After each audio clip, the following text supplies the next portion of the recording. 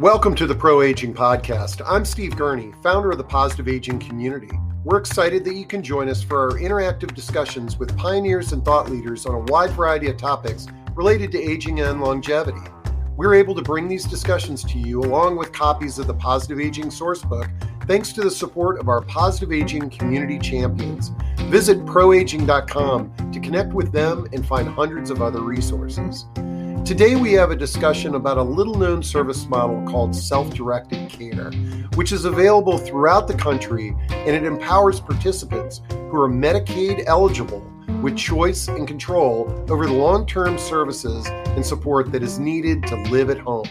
Mark Altieri of Public Partnerships shared his vast knowledge about this powerful choice that lets you or your loved ones maintain control over your care. So let's jump into a great discussion with Mark.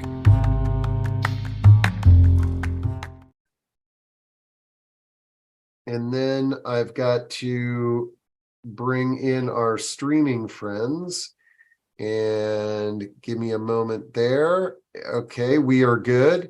And so I've really been looking forward to this discussion for quite some time. I was introduced to self-directed care, but I didn't know that term. And when I heard about it, I was like, wow, more people need to know about this. The tough thing is I learned about it, and I learned about the program in Virginia, but a lot of people were asking me about programs in their state. And then I had the good fortune of meeting Mark Altieri and his colleagues at Public Partnerships, and they are involved in these self-directed care programs all throughout the country in different states. And so I couldn't think of a better person to come on board and share with us what is self-directed care and how we can access it for ourselves, our families, and our clients. So Mark, I'd love to have you join me on stage here, and we can engage in what I'm sure is going to be a thought-provoking and informative discussion. But before we dive into it, let's get to know you a little bit better. Tell us a little bit about your background. Yeah, sure. So thank you, Steve. Thank you to all the participants that are taking time out of their day to listen about self-directed care, which 16 years ago, before I came to Public Partnerships, I too had never heard of before. 16 years before that, I spent my time working for the Head Start preschool program, longest federally funded program in our country's history because it works, providing a preschool education as well as healthcare monitoring, dental care monitoring. And I worked with at-risk families throughout communities. I'm based in Massachusetts. And got to a point in my career where I wanted a master's degree and opted to go back to the School of Brandeis in Massachusetts and got my MBA at the Heller School of Social Policy and Management. Great appreciation for the policy side of anything we're doing as a country, publicly funded. And then the operations side also intrigued me. As I got into grad school, my wife, Nicole, and I opted to have our first son. And Jackson was born a healthy child. And at 1 month, he went into cardiac arrest. And at 1 year, after a long year, he received a heart transplant at about a year old. Not something, Steve, my wife and I had on the life radar. None of us do. Yeah.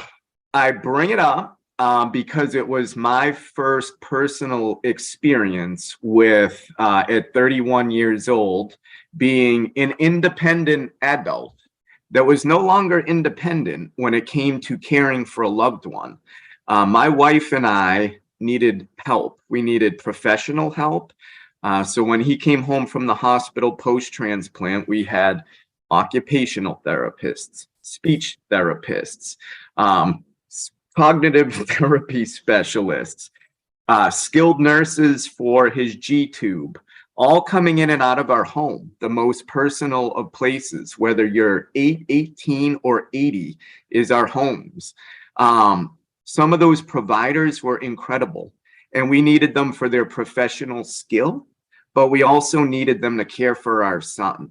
And whether it's caring for my grandmother now in her home or my son, when it's a loved one, I want you to be professional. I want you to be caring, not as much as a parent, I get it, but we want the care, we want the trust, the honesty, and we want that provider or that support to know, I want to stay independent as much as I can. It's the most fundamental principle we all have as an adult. And during that time, some of the providers didn't check all those boxes. And what we found was we had no choice other than to call and maybe ask for a different physical therapist. But then what we found is sometimes the next provider that came over was a little jaded, that the Altieris were difficult to deal with and were too demanding. And you could feel the tension. And when you want to focus on your health as an aging adult, you want to focus on your health and your life and living your life. And you need a support to help you do that. But you don't want personal dynamics there. So I graduated from grad school, and I will be honest with you all. A colleague in school said, hey, there's this company called Public Partnerships that does work in this field called self-direction, where it is a model where we're trying to give individuals that need long-term care the most choice and control and maintained independence as they can. And it sounds like, based on your personal experience with your son, this might be a company you'd be interested in working for. And 16 years later, I'm still interested in doing this job. And our role falls within self-direction. But I am here today to talk to you, Steve, and everybody listening about what the model is. And I'm coming to you with that.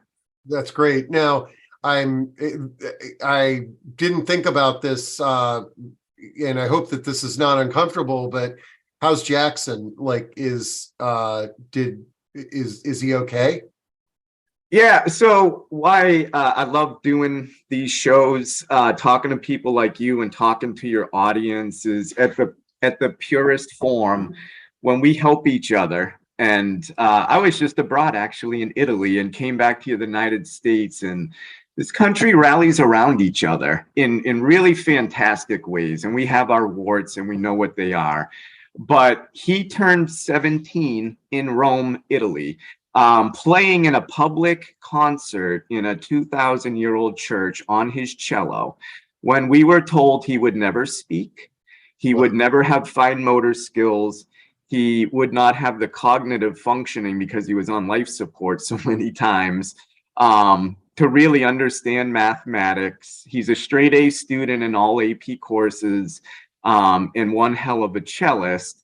And people like you ask how he is. And that is the human element of the work that we all do, and that we need to do and need to rely on each other to have this model of self-directed care be as powerful as I think it can be. And I hope your listeners think it can be over the next half hour. Excellent.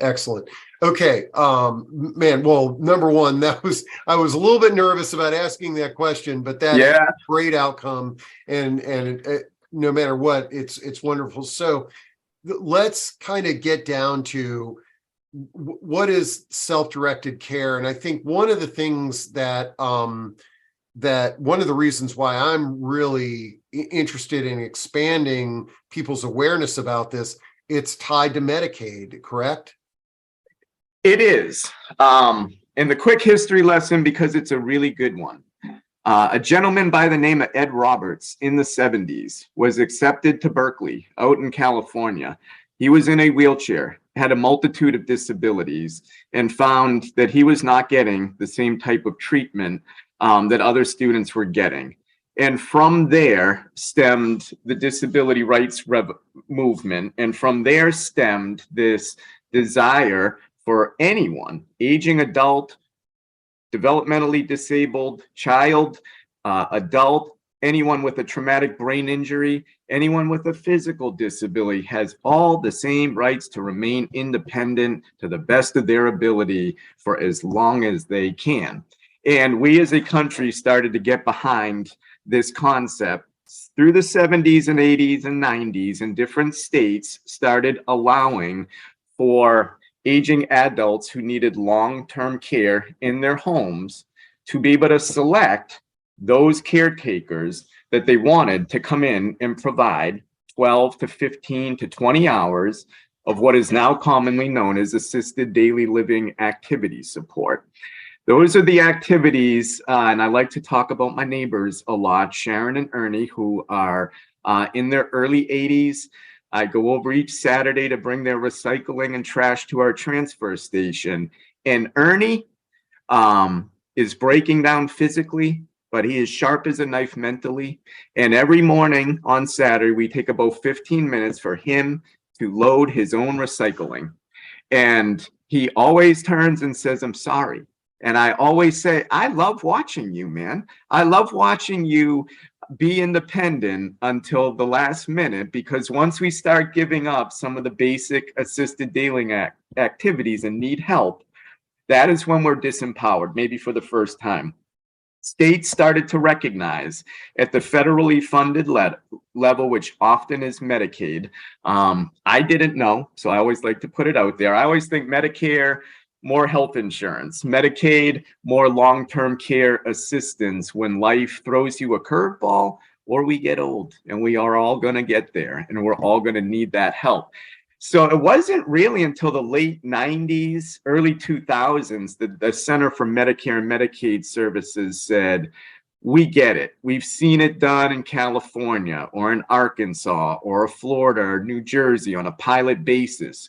We've heard things like the quality of care is surprisingly better when you're picking your own staff. I cannot understate the mental health component that goes with getting support by who you want, respectfully, the way you want it, on the schedule you want it, and having choice over who does." My wife and I got into quite a mental funk when some of those abilities were taken away and we became reliant on whoever was available to take care of our son for these that component started to come out in some of the pilots too, that it was consistency of the person. It was Nancy, a lifelong friend, getting hired by Karen to do work she was already doing. Because for those that don't know, the unpaid caregivers in America is a multi-billion-dollar industry, and it comes with all its own stressors on those caretakers, both mental health wise and economically. And paying them to do critical work became recognized. And so, to your question about Medicaid funding, there's a few different ways people can access a self-directed program, which is available in all 50 states. One of the most frequently asked questions, do I have this in my state? You do. It may look different. It may be funded different, but there are self-directed options that range from county funding through American aging dollars that funnel down through area agencies on aging, and sometimes combine with county levy taxes.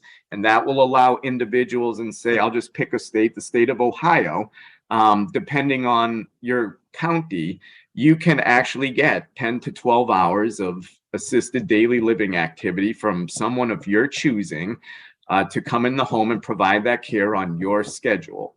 Then it could be Medicaid funding. So Medicaid gets into, there's state plans in every state for Medicaid. Super broad stroke, and I'll put my email in the chat and people can absolutely call me with particular questions, but broad stroke Medicaid, 65 years of age, income requirements that are generally in the neighborhood of $20,000 or less for a single person, 30-ish thousand for a family of 4, 50-ish thousand annual income, anything above 4. Very broad stroke. If you meet those requirements, and many people, how do I know? Here are 3 organizations maybe your audience is familiar with. Maybe you've had people from these organizations, but there are 3 core ones in any state. One is A state like New York, very county driven. Counties are very powerful in New York. A lot of funding flows at the county level. There are county offices in some states focused on aging and access to services and can be resources. If it's not a county driven state, another great resource is your Center for Independent Living that will at least know what your options are and should include the self-directed options. The third would be area agencies on aging, which oftentimes are doing Medicaid eligibility screening for the states. And you can start with them and at least go through the basics of whether or not you're eligible. And that's to get on the Medicaid state plan, possibly waitlist in some states, not all. And some state plans will have an option on them that you can get your long-term care provided through a traditional agency, or you can self-direct it. If you don't have that available on your state plan, there is something called Medicaid waivers. Every state has waivers. The easiest way to describe them, they're actually properly named. It's when a state says, hey, National Medicaid, we would like to waive our state plan requirements in place of a different set of requirements for a particular population that is often aging and disabled, bundled. And on anyone who gets on this waiver, and some states have wait lists, others don't. Indiana has an aging and disabled waiver, for instance, with 35,000 individuals enrolled on it that can get attendant care, which is basic support with assisted daily living activities for about 15 hours a week. And they can self-direct it, meaning they can pick their own person, set their own schedule, hire, let someone go if need be, etc. And so there's waiver options in states. And then there will be some folks that say, I'm not Medicaid eligible and I'm not gonna probably be Medicaid eligible, but I have a grandmother who I desperately would like to take care of. What can we do in that case from maybe a private pay standpoint? And that's when you have options ranging from your personal accountant and how they may want to advise you on paying someone who is unpaid or being paid under the table, above the table, so that the payments that you're getting when you think you're making them under the table are just not good for anyone. You're not, the person's not accumulating any Social Security, for one thing. We all know messing with the IRS in any way, shape, or so there are ways to keep it above the table. And this model is pretty simple that Medicaid funds and states endorse, this self-directed model, which it allows Steve Gurney to become, in the IRS's eyes, an employer of record. That may sound scary. It's not. It's one simple form and you get a number, a unique identifying number. And then either an accountant or in a Medicaid funded program, a company like Public Partnerships essentially serves as your payroll agent. We do a whole lot more, but maybe we'll get into that later. And makes those payments on the up and up properly. And that would be the best way to go about it, private pay wise. And not that I'm trying to be anyone on your audience is called tax or accountant specialist, because I'm not. If you ever wanted to talk more about private pay options, we could take that offline too. Okay. This is great. A lot of information. We got a few questions. Yes. And one that came in was, can you please repeat the requirements for Medicaid? Yeah. I found on Medicaid.gov, I found a page that I dropped into chat. But if you can, and actually, let me while you answer that, or as you answer that, let me kind of share with you my worldview and what I think a lot of our readers' worldview is that, okay, Medicaid is a program for the impoverished. And when it comes to, long-term care, you can only go to a nursing home. It's sort of like, the whole, I think that I hear a lot of people saying, oh, yeah, they told me about this Medicaid waiver for assisted living, but the list, they'll never be able to get me a bed. I think one of the, in the older adult audience, it's sort of, I got to be impoverished and my only choice is a nursing home. And so if you can kind of comment on both of those, how do you qualify for Medicaid? And then my sort of worldview, I realize it's not accurate with this program there. Yeah. So the Medicaid waivers in some states, New York's probably got 8 different waivers for probably 6 different populations and multiple waivers for maybe their traumatic brain injury population. Medicaid waivers are one way that states can get around that issue you just described. So in my personal situation, no, we did not get any help from Medicaid. We didn't, my son would not have qualified for a Medicaid waiver, nor would we still have qualified based on our income. But what we would have qualified if our state had it, like the state of, I'll just pick on Tennessee, but a lot of states have what is called the Katie Beckett program. Katie Beckett is, so states can make all types of decisions with Medicaid funding, by the way. I was not, and I'll just quickly say, so Medicaid funding is federal dollars that come out of all of our checks, some of our federal tax money.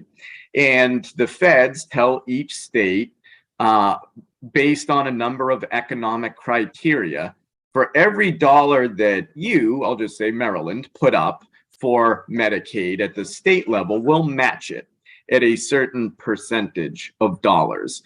And that partnership of funding between state and federal actually creates a pretty flexible system in our country for how different, diverse, I'll say how diverse we are as a country in our perceptions of lots of things, from politics to how to effectively care for our aging population. And so you will have some states like California and New York where the Medicaid requirements are pretty open.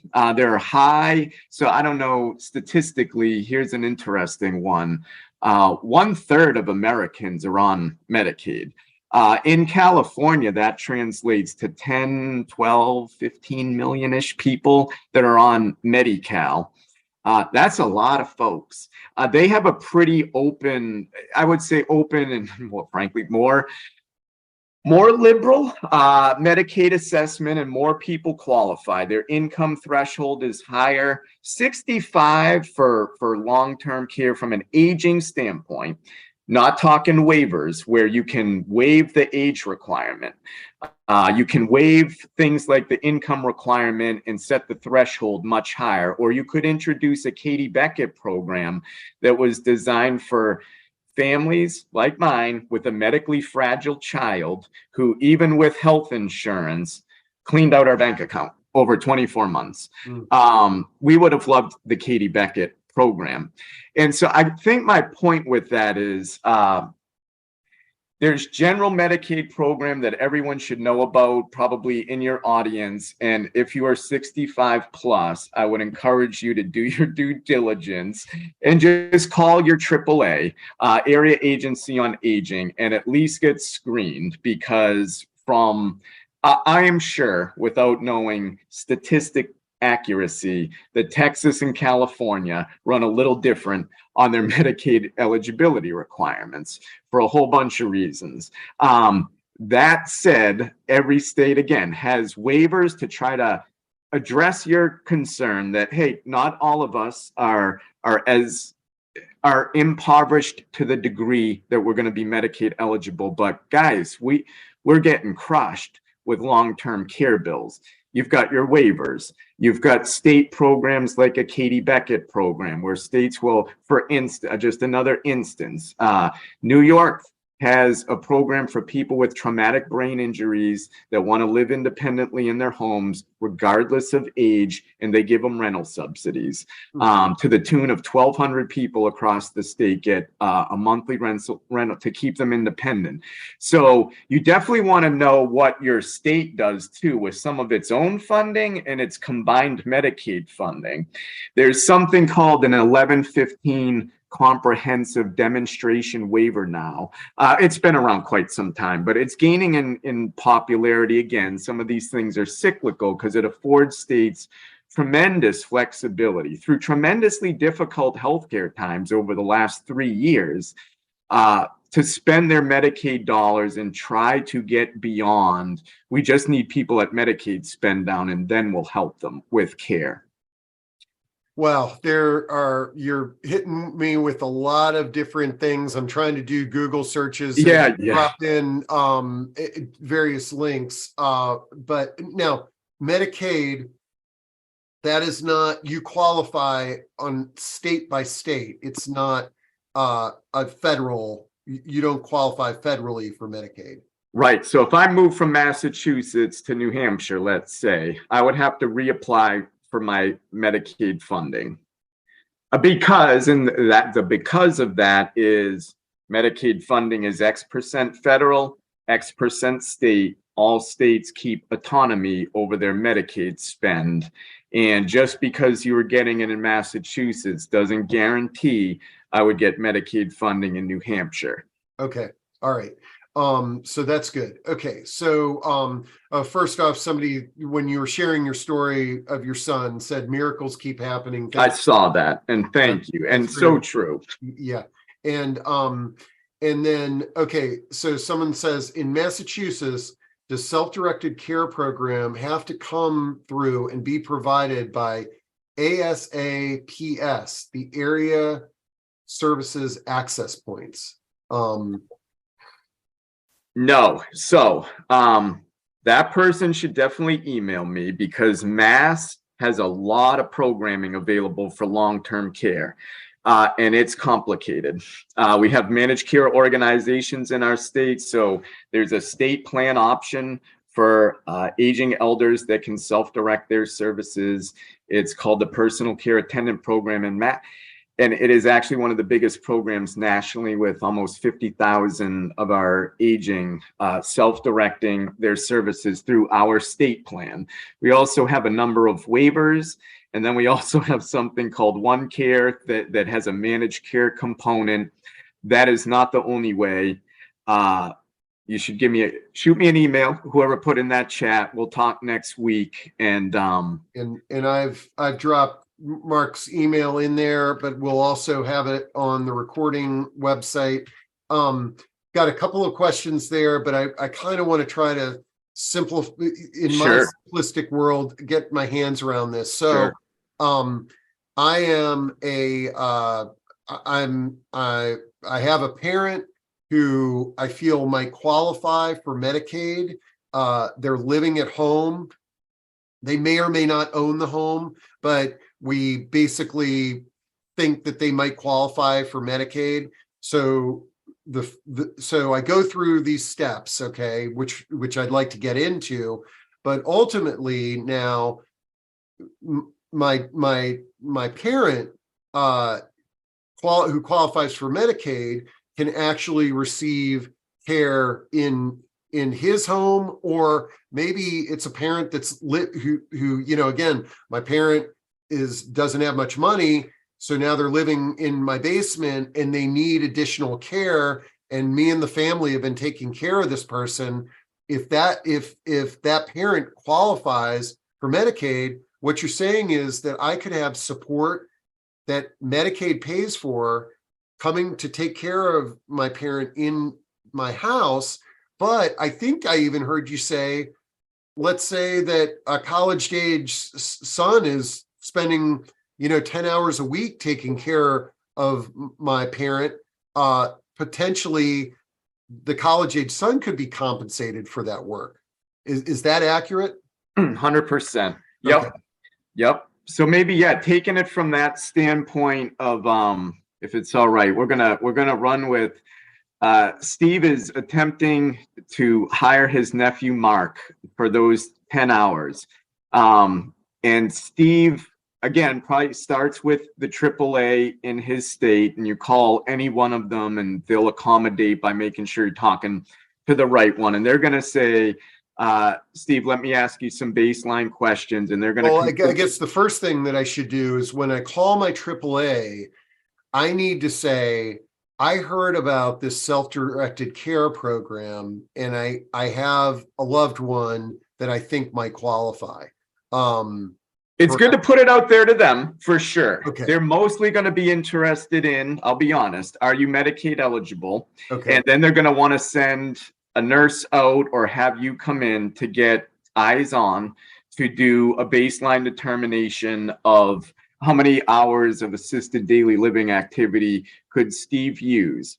And at that juncture, and this is where it depends on the state having managed care or not, whether or not you're qualifying for state plan, whether or not there's a slot on a waiver, you're going to likely have some sort of either county or state-funded entity that is billing Medicaid to provide you with some sort of options counseling at that point. So AAAs might play that role.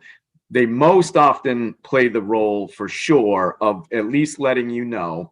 An area agency on aging. Oh, that's a good one. AAA, right? Not the auto insurance company. Great question. All these acronyms in long-term care don't make any of it more easy to access for sure. They are called area agencies on aging. Federal funding is involved. Every state has area agencies on aging in place to make sure that our elders can access information about services.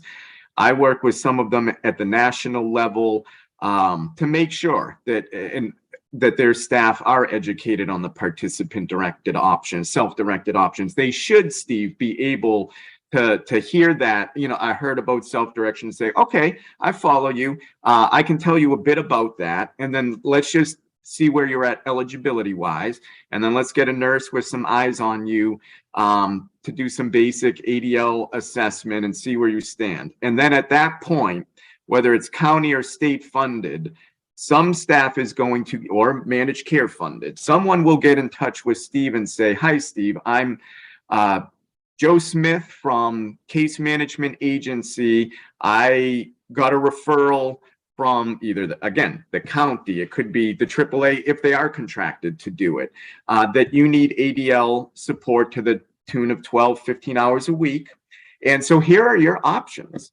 I have a list of home care agencies in your area, and I can make a referral to one of those agencies. They'll contact you within a day or two, and we'll get someone set up to come out to your home.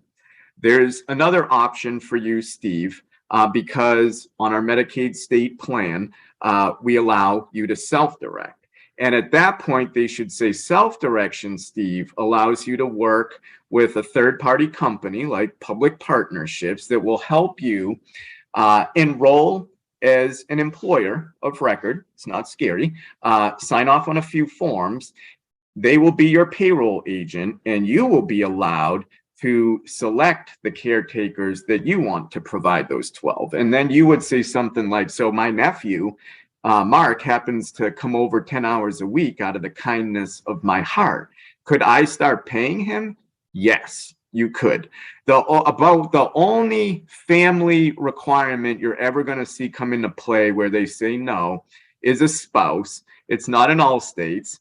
I am definitely a guy that could say my wife would probably love to get paid to deal with me. But you might find spousal restrictions.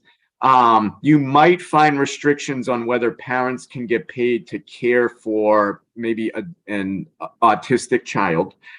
But you're not going to find many more restrictions than that. And then Steve would say, well, great.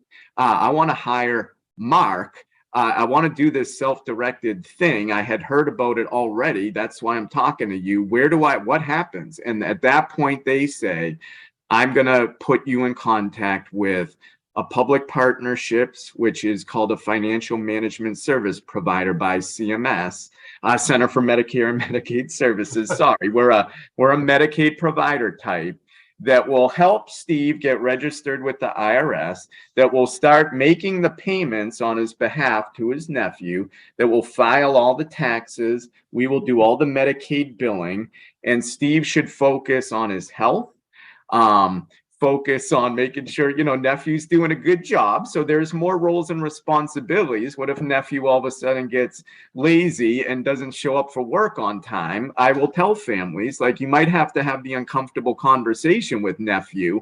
And that's, more choice and responsibility of who you want to hire comes with more responsibility. You've got to make sure your nephew submits his time on time, so we pay him on time, and that it's accurate, and that it's within, if you're approved for 12 hours, Mark, you're approved for 12. If you're here for 14, you shouldn't be. We need to, our company, that's where we stay around in the background to let you know, Steve, Mark billed 14 instead of 12 hours. You don't want to self-direction. Some programs afford you some flexibility there to adjust hours on a week-to-week basis based on your need. That's the beauty of it. Our company hangs around, not just processing payroll or dealing with the Medicaid claiming, where there is a resource on the phones. In the event that you're overutilizing your service, I don't want to see you run out of services. We'll play that function. Another key function we play is with that case manager or service coordinator or care manager that made the referral for Steve.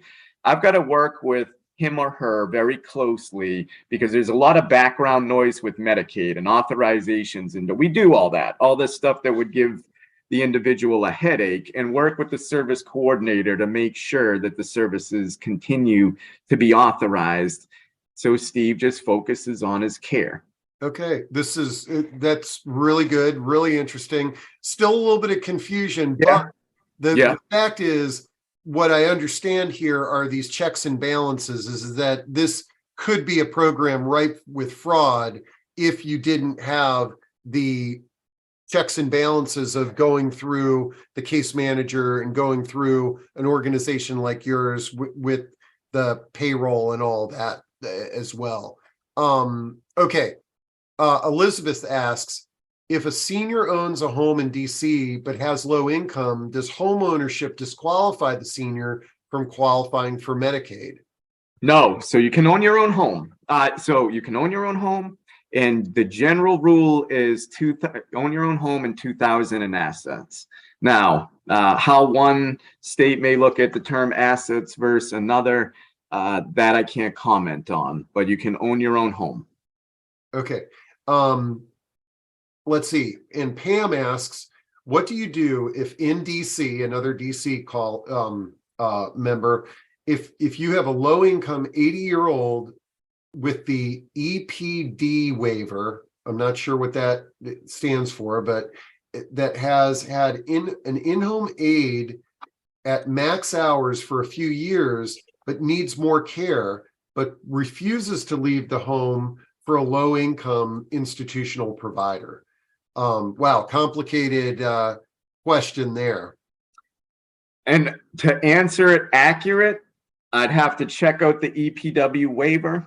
That's another person who you should email me next week. I'd have to do a little homework because it gets complicated with levels. So in that case, I'll say quickly, there are fair hearing processes, for instance, that every state has set up, where if there's a perception that needs have changed to the level that I need more funding to stay independent and in my home, I will tell everyone on this phone for sure. States do not, nursing facilities and 24/7 care are very expensive to states. Home and community-based services are tried and true, cost effective. Owning the home, right, Medicaid would like you to stay in your own owned home as long as possible, for sure.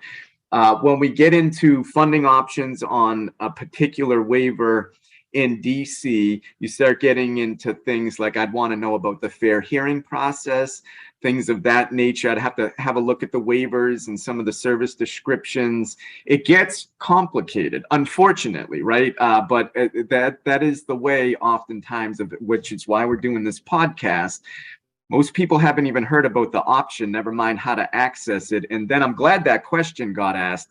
There are levels to this that get increasingly complicated to navigate, and let's navigate that next week for sure. Got it. Okay, great. And remember, folks, I'll have Mark's email on the recording link, but it's in chat right now. Kitchy says, is the self-directed care program only for people with disabilities? What about the medically needed, or is it more associated with long-term care services and supports?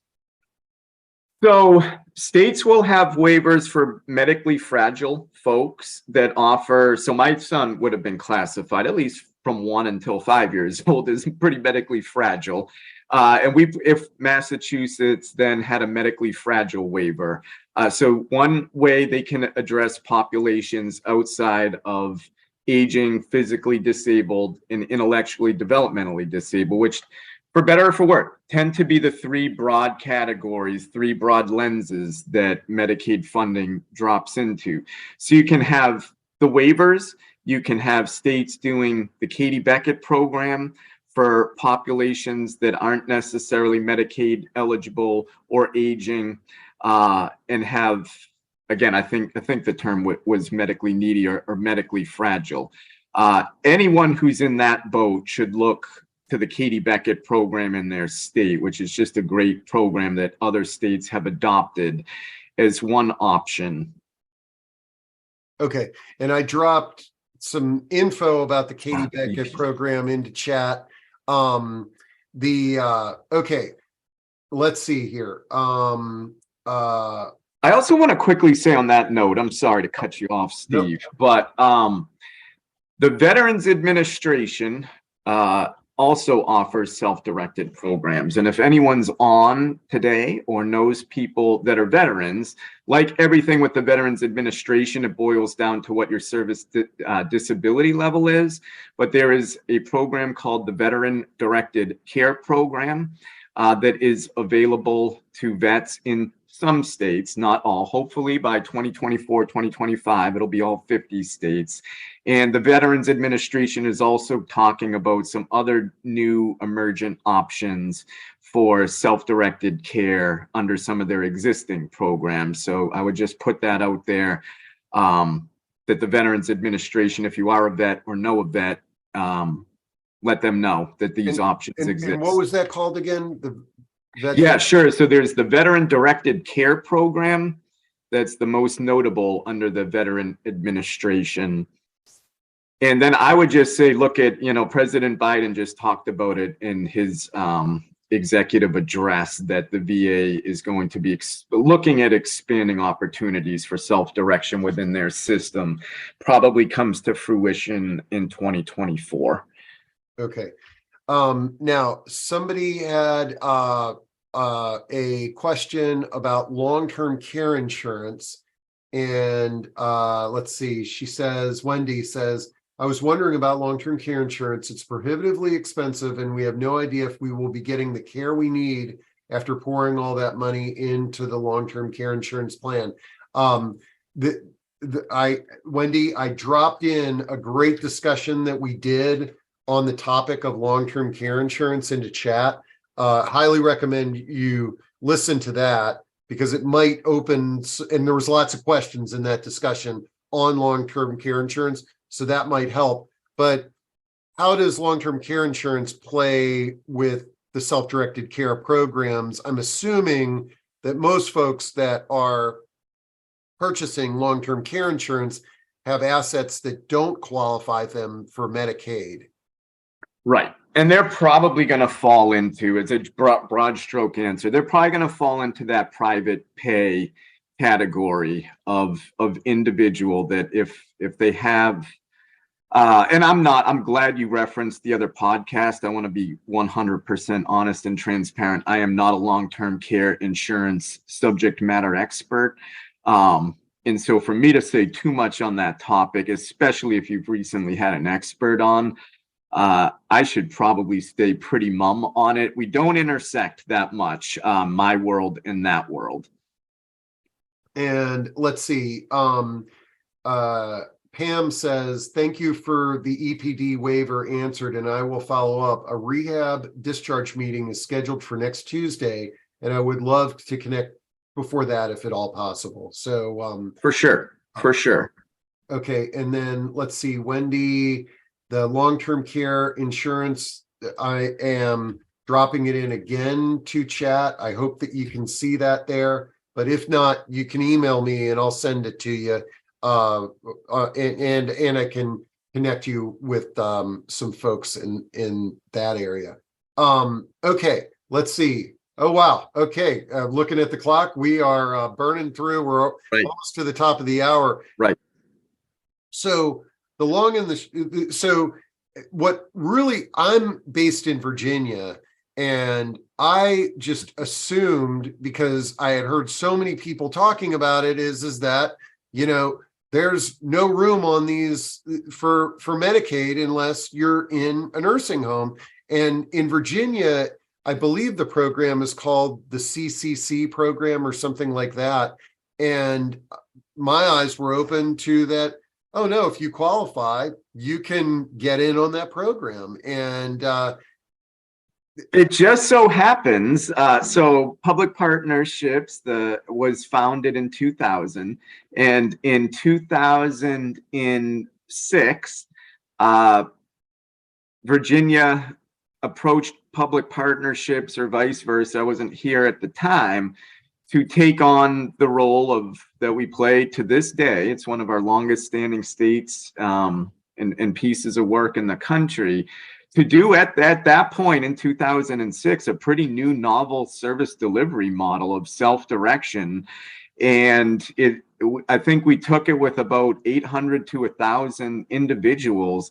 Virginia is a leader in self-direction nationally, with over 20, probably, I haven't checked your numbers recently, but upwards of 25,000 people self-directing their services. That is a high number. It does speak to, you know, you could have listeners on that say that that's it.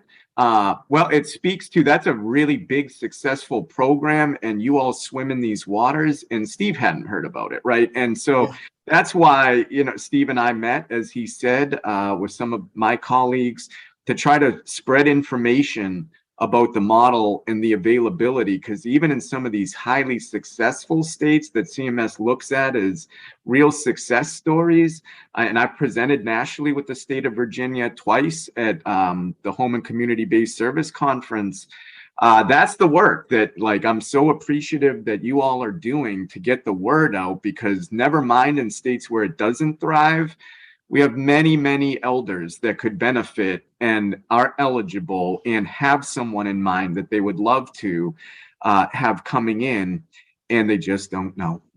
Well, and when I learned about this, I have a family friend whose son has cerebral palsy, and I immediately asked her about this. She goes, "Oh, we've been involved with that program for years." So I think, you know, it's a wonderful program for older adults and for those of us who need care at any age.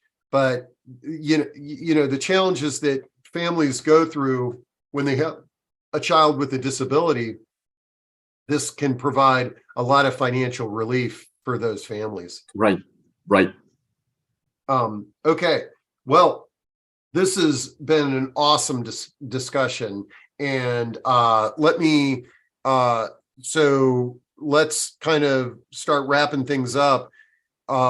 If you had to sort of, any sort of final words of wisdom on our audience as far as this type of care. My closing comment would be, and I hope I did a good job balancing this narrative from my personal experience. Traditional agencies and providers are needed. They will always be needed. There are great ones out there. There are great staff at them. but we are now moving post-COVID into different times from a healthcare service delivery system. We are in different economic times, and the workforce shortage is very, very real in nursing facilities and at home care agencies. I am sure any of them would back me on that. I don't know that the workforce is coming back to those types of places post a COVID-19 world, post the gig economy and the emergence of a gig economy, and the fact that the United States generally undervalues the value of these direct care workers, and wages as low as $9 an hour in some states to care for our aging and elderly is wrong. And those staff just can't economically afford to continue to keep those jobs when they can cobble together gig jobs and bring in more money. It's the sad reality. We are, as a country, and I feel like maybe I'm dating myself. I feel like I was on the cover of Time magazine 15 years ago about 2030. And that is the year the United States will be older than it's ever been in its history. And all the baby boomers will be 65 plus. And we have known as a country for a long time that the number of people to care for our aging and elderly is dwindling, and the number that in need is going up. We need this model now. It's not, you cannot in many rural parts of any state get timely home care because there aren't enough staff at these agencies anymore. They are valuable. The workers are tremendously valuable. I don't want to minimize that at all, but I want to say we are going to have to rely on the unpaid family caregivers and friends that are providing the billions of care right now, more so than ever before, and not for a time-limited period, folks. It is going to last, and so it needs to be, and you've probably heard in discussions, this rebalancing in each state between money spent on home and community service-based options, whether you're Medicaid eligible or not. We don't have enough caretakers, and this is a model that can solve that issue. There's also many ways to get workers proper wages in these models because of some of the Medicaid flexibility. So you're going to hear more about it as a country, whether it's from the Veterans Administration, the Biden office, Center for Medicare and Medicaid Services. It's been around for 20, 30 years as kind of a luxury. And now I really do think it's not a luxury anymore. We need this option to thrive. I love it. Okay. And the, let's see, this always happens when I say, hey, closing statements, then we get a few more questions. But someone asked, did wages increase during COVID with the special pandemic rates? Yes. So a lot of states made rate increases, but the workforce shortages persist. Trust me. We're pretty far away from where we need to pay our direct care workers. And then Elizabeth has a great question. I don't know if you have this data, is what is the approximate compensation for a family friend caregiver through these Medicaid programs? Do you have any data on that? So what I should have mentioned, it's not true in every self-directed model, but some self-directed models also allow Steve to set the wage of the employee out of his Medicaid budget. Now, that obviously means the higher the wage, the less hours of care. However, that is another big, now I didn't want to talk about it too much because a lot of models don't offer that option. That is a huge lever to pull in getting proper compensation. Wage increases are another, and for sure, but have they gone up in the way that we need them to go up? No. Have they gone up in the participant directed models the way? No. What you start to need is a recognition that Steve's budget needs to increase by X amount to allow him to have the financial flexibility to pay the higher wage. You're going to hear a lot about this in the next 5 years. Yeah, for sure. And I'll share on the screen. I dropped in the link, but we heard a lot of publicity around this AARP report that yes. that, and it looks like I'm freezing here. Can you hear me? I can. Okay, yeah, I'm frozen there. So, but Kitschy had a question. There, you should see the ARP report there. Yes, 600 billion. Yep. Unpaid care, and this program is something that can help compensate some of that unpaid care. But Kitschy has a great question, and she asks, can a family member who is a professional provider get payment to provide care? So I'm assuming like a nurse or an LPN. Yes. Yes. And that tends to be through the waiver programs, but absolutely yes. And not in all states, but.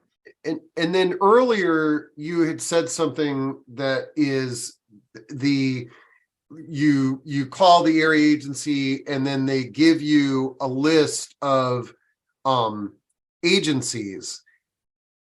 So do agencies need to be qualified to be on that? Like, is there a certain thing, like, because we have a lot of home care agencies that tune into these, does a home care agency need to go through some steps? Or in the self-directed model, could I basically say, like, for example, in Sourcebook here, we list some home care providers.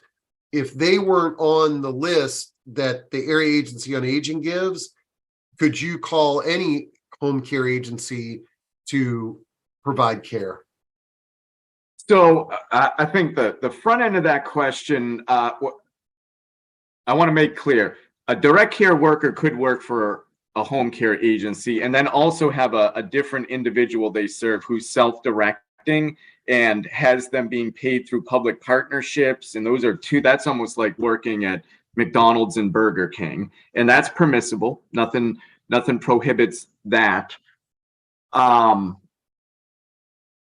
don't know if was that the core question. Well, no, like our agencies. Oh, and then the agency piece. So this states can get very, very creative, and I am working with a family right now in Indiana, an aging adult female who has 5 W-2'd employees that she is the employer for, and they are all self-hired by her, paid through our company as the payroll agent. And then she also has skilled nurses coming into the home from an agency that would be on that list that you talked about. So it is a bit of a tricky one in that I don't want to say yes or no because it depends on the flex, but states are really getting creative post COVID-19 with some pilot programs and stuff. So it is conceivable for sure. Okay, great. I copied a comment from someone who's in their 80s trying to find good care options that will not take my funds for a matter of a month. And she was a healthcare worker herself, and she understands the problems when workers are so poorly paid and given such little respect. So thanks for sharing that. And then Elizabeth says, does Medicaid send inspectors or case managers to the home to investigate the quality of caregiving or detect fraud? Not in self-directed models. I am, of course, I'm going to have my own opinion on Medicaid fraud, waste, and abuse.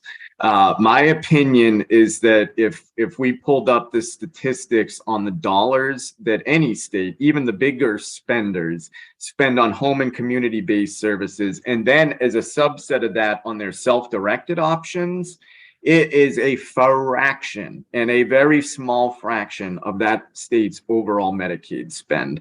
To the degree that Medicaid fraud, waste, and abuse that really stings a state is just simply not going on at the Mark Altieri, Steve Gurney level that you would think it is. Now, there are things like technologies like electronic visit verification that a lot of programs require, the geo-match to make sure Mark was actually at Steve's home.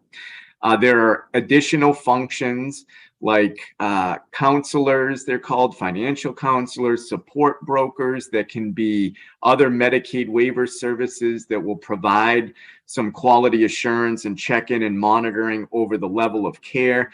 Our company, Public Partnerships, is a financial management service provider. While it sounds like we only do financial management service provision, we're mandated reporters. Me, everyone on our phones are, If we hear that Steve is abused or neglected, we are mandated to report that as abuse and neglect within 24 hours, like any other mandated reporter.